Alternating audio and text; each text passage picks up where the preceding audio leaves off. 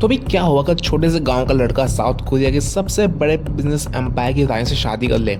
शुरुआत में तो सब कुछ फेक टेल लेगा, लेकिन भाई बाद में जो कांड हुए हैं आज हम एक्सप्लेन करने वाले हैं क्वीन ऑफ टीयर्स, भाई वन ऑफ द बेस्ट के ड्रामा एवर की हिंदी एक्सप्लेनेशन। तो भाई कहानी शुरू होती है बैक ह्यूवो से, जो अपनी शादी से इतना परेशान है कि वो रिसेंटली एक साइकेट्रिस्ट के पास जाता है।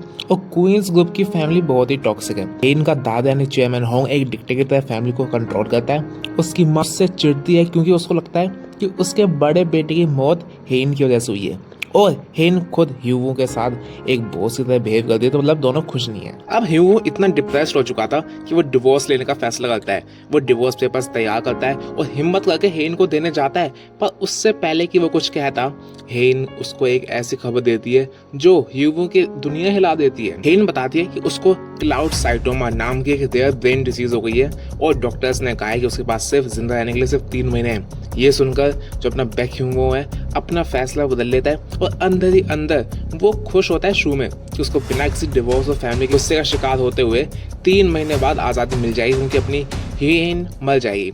वो एक केयरिंग हस्बैंड होने का नाटक शुरू करता है, जिसकी वजह से जो हेन उसे लगता है कि हेन उसकी जो वसीयत है ना वो उसके नाम कर देगी, उसके हाथ में कुछ पैसा वैसा आ जाएगा। जैसे जैसे दिन बीतते हैं बैक ह्यूवो का नाटक असली केयर में बदलने लगता है। वो देखता है कि हेन बाहर से कितनी स्ट्रांग दिखती है, पर अंदर से वो इस बीमारी से अकेले लड़ रही है। हेन को हेलुसिनेशन यानी भ्रम भी होने लगते हैं। उसकी मेमोरी बीच बीच में ब्लैंक हो जाती है।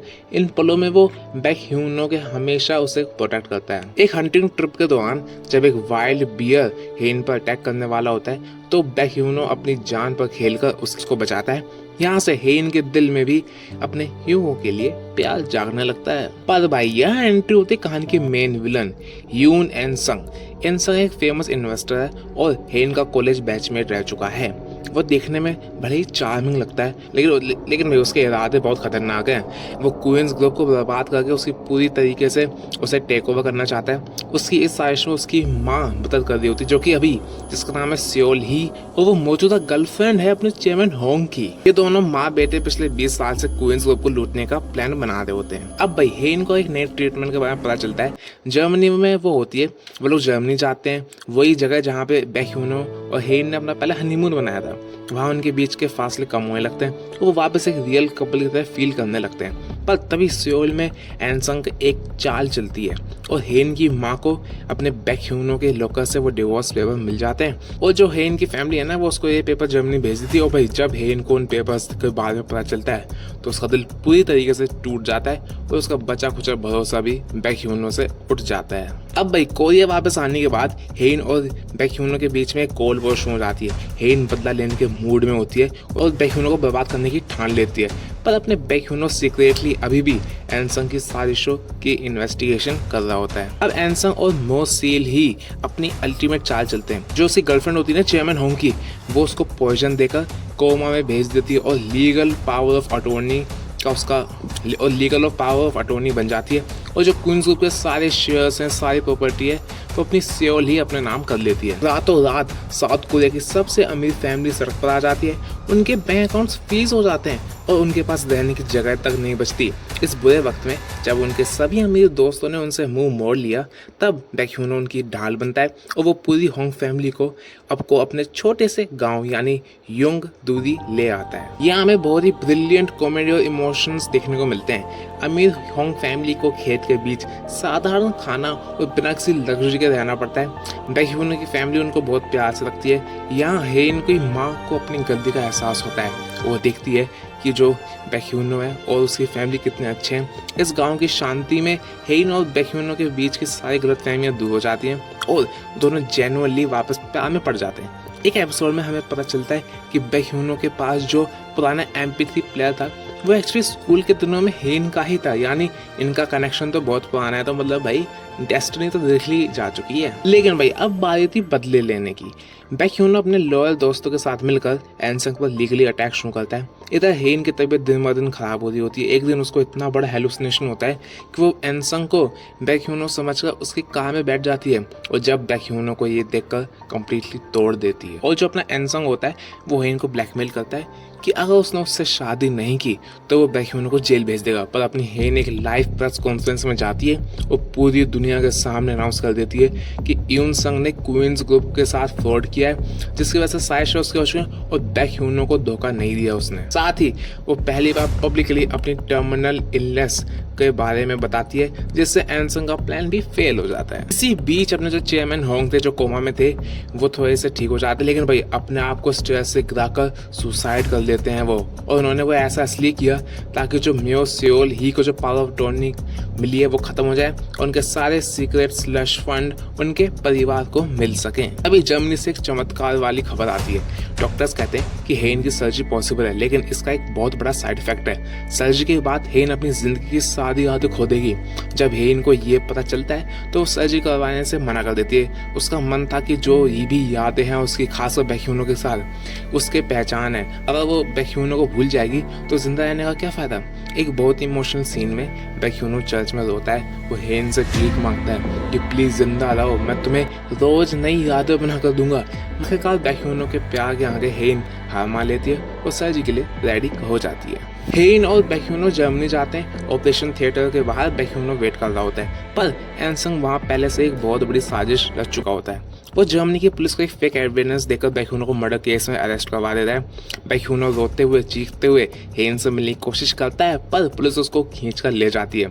जब हेन की आँख खुलती है तो उसकी सारी यादें जा चुकी होती हैं। उसको अपने सामने सिर्फ एनसंग दिखता है। एनसंग इस मौके का फायदा उठाता है और हेन को झूठ बोलता है, मैं तुम्हारे कॉलेज लवर हूँ, हम प्यार करते थे और बैक्यूनो है जो वो धोखेबाज है और वो तुम्हारी जान लेने की कोशिश करता। तो मतलब देख रहा कितना बड़ा धोखा दे रहा है अपना एनसंग। क्योंकि हेन का दिमाग ब्लैंक हो चुका था, वो एनसंग की बातों पर थोड़ा थोड़ा विश्वास कर लेती है, पर उसके दिल में और बॉडी मसल मेमोरी में अभी भी बैक्यूनो ही बसा होता है। जब उसको बैक्यूनो का नाम सुनाई देता है तो उसके दिल में दर्द होता है, भले ही दिमाग उसको ना पहचाने। अब बैक्यूनो के दोस्त और क्वींस फैमिली उसको लीगली जेल से बाहर निकालते हैं और वापस जर्मनी से कोरिया ले आते हैं। ठीक है, वापस आकर बैक्यूनो और हेन की मुलाकात होती है। हेन उससे नफरत करने की कोशिश करती है, पर बैक्यूनो बिना गिव अप किए उसको सच्चाई का रास्ता दिखाता है। हेन को अपनी एक सीक्रेट डायरी नोटबुक मिलती है जो उसने सर्जरी से पहले अपने आप को लिए लिखी थी। उसमें उसने क्लियरली लिखा था, बैक्यूनो को वो इंसान है जिससे मैंने सबसे ज्यादा प्यार किया है और यून एन संग एक खतरनाक आदमी है, उस पर कभी भरोसा मत करना। ये पढ़कर हेन रो पड़ती है। उसका दिल फाइनली दिमाग पर जीत हासिल कर लेता है और बैक्यूनो के पास भागने लगती है। अब भाई एनसंग हो चुका था एकदम पगलैट। ठीक है, उसको लगता है कि अगर हेन उसकी नहीं हो सकती तो वो किसी की भी नहीं हो सकती। वो हेन को किडनैप कर लेता है और एक हंटिंग ग्राउंड में ले जाता है। वहाँ बैक्यूनो अपनी जान की परवाह किए बिना वहाँ पहुँचता है। अंधेरे जंगल में एक बहुत बड़ा चेस सीक्वेंस होता है। एनसंग बंदूक निकालता है और वो हेन पर फायर करने लगता है। मतलब देख रहे हो, तू अगर मेरी नहीं तो किसी की नहीं। लेकिन भाई एक परफेक्ट रोमांटिक हीरो की तरह हीरो बीच में अपना बैक्यूनो बीच में आ जाता है और बुलेट उसके सीधा कंधे और सीने के आर पार निकल जाती है। वो खून से लथपथ होकर गिर जाता है। तभी पुलिस वहाँ पहुँचती है और अपने एनसंग पुलिस पर भी फायर करने लगता है, लेकिन भाई पुलिस उसको मार के वहीं पे दफना देती है। अब बैक्यूनो को हॉस्पिटल ले जाया जाता है जहाँ वो बच जाता है। और दूसरी तरफ एनसंग की माँ म्यो सियोल ही के सारे गुनाह कोर्ट में प्रूफ हो जाते हैं और उसकी उम्र कैद की सजा पक्की हो जाती है। क्वींस फैमिली अपने कंपनी के शेयर्स और इज्जत वापस ले लेती है। सब कुछ ठीक हो चुका है। ह्यूगो और बैक्यूनो और हेन दोबारा शादी कर लेते हैं। हेन की यादें पूरी तरीके से भले ही वापस ना आई हो, पर उन्होंने अपनी नई जिंदगी और नई यादें बनाना शुरू कर दी हैं। हम देखते हैं कि उनकी एक बहुत छोटी सी क्यूट सी बेटी भी होती है और वो लोग उसे देखकर नॉर्मल और हैप्पी फैमिली लाइफ एंजॉय कर रहे होते हैं। अब भाई यहाँ से सीन कट होता है और वो वक्त बहुत आगे चले जाता है। हम जर्मनी के उसी सैनसुकी पैलेस के पार्क में देखते हैं एक बुढ़ा आदमी जो कि असल में ओल्ड बैक्यूनो है आकर एक कब्र पर फूल रखता है। उस ग्रेव पर लिखा होता है होंग हेन 1990 to 2074। इसका मतलब है हेन ने अपनी बीमारी से पूरी तरीके से ठीक हो गई थी और उन दोनों ने एक लंबा खुशहाल और पूरा जीवन एक साथ बिताया। आखिरी शॉट में हेन एज एन एंजल सोल फरिश्ता बैक्यूनो को लेने आती है और वो दोनों साथ पकड़कर एक अनंत यानी इटर्निटी के सफर पर निकल जाते हैं। ये थोड़ा सा कह सकते हैं थोड़ा सा फिक्शनल है। और भाई इसी खूबसूरत हैप्पी और इमोशनल एंडिंग के साथ क्वीन ऑफ टीयर्स खत्म होता है। ये ड्रामा सिखाता है कि कम्युनिकेशन कितना ज़रूरी है और सच्चा प्यार कितनी बड़ी मुश्किल क्यों ना आए, चाहे आप उसको कैसे भूल भी जाओ, लेकिन हमेशा सही टाइम पे वापस आपको याद ही आता है और अपना रास्ता खुद ढूंढ ही लेता है। तो भाई आई होप आपको ये स्टोरी काफ़ी अच्छी लगी होगी।